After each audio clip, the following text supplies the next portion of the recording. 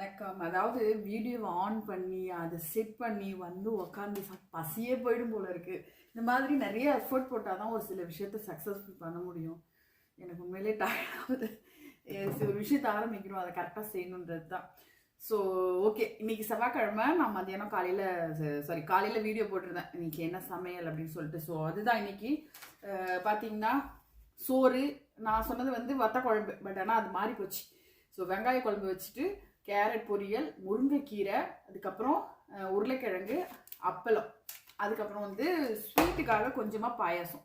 So இதுதான் இன்னைக்கு செவ்வாய்க்கிழமை மத்தியான மெனு. பசங்க வந்து யாருமே கிடையாது. இப்போ சின்ன பொண்ணு மட்டும் வந்து சாப்பிட்டு போயிட்டாங்க. பெரியவங்க பையன் அவங்க எல்லாமே நைட்டுக்கு தான் வருவாங்க. ஸோ நம்ம மத்தியான சாப்பாடு லஞ்சை முடிச்சிடலாம் தக்காவா அப்படின்னு சொல்லிட்டு தான் நான் களத்தில் இறங்கிட்டேன். ஸோ இதில் என்ன ஒரு விஷயம் உங்களோட ஷேர் பண்ணிக்கணும்னா, டயட்டு கிட்டத்தட்ட வந்து 80 கிலோ இருந்தேன். இப்போ வந்து 72 கிலோ இருக்கேன். ஸோ நான் சாப்பிட்றது வந்து மேக்ஸிமம் வந்து நைட்டில் சாப்பிட மாட்டேன்.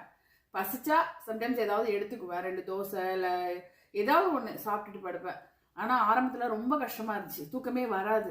வேறு வழி இல்லை, சில விஷயத்துக்காக நான் அதை செஞ்சேன்.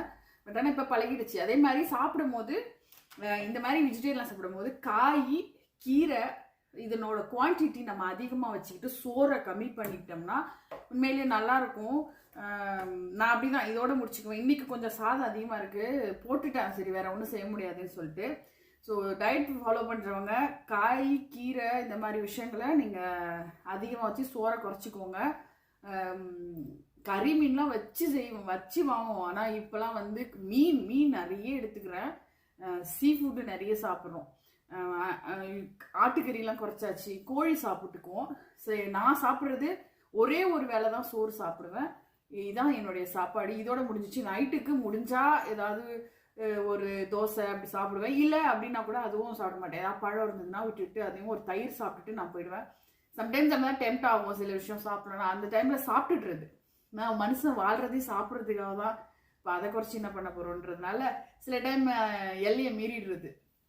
ஸோ அது மாதிரி அப்புறம் சாப்பிட்டு முடித்த பிறகு வந்து இந்த மாதிரி ஸ்வீட் சாப்பிட்ற பழக்கம், அந்த சிம்டம் நமக்கு வருது அப்படின்னா சுகர் வருது அப்படின்னு சொல்லிட்டு படித்தேன்.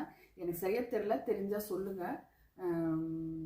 ஒரு நடிகை கூட சொன்னாங்க, அந்த மாதிரி சாப்பிட்டுட்டு உங்களுக்கு ஸ்வீட் சாப்பிட்ற ஃபீல் இருந்துச்சுன்னா பனங்கற்கண்டு சாப்பிடுங்க அப்படின்னு சொல்லிட்டு. ஸோ எனக்கு தெரியல, தெரிஞ்சால் கமெண்ட் பண்ணுங்கள்.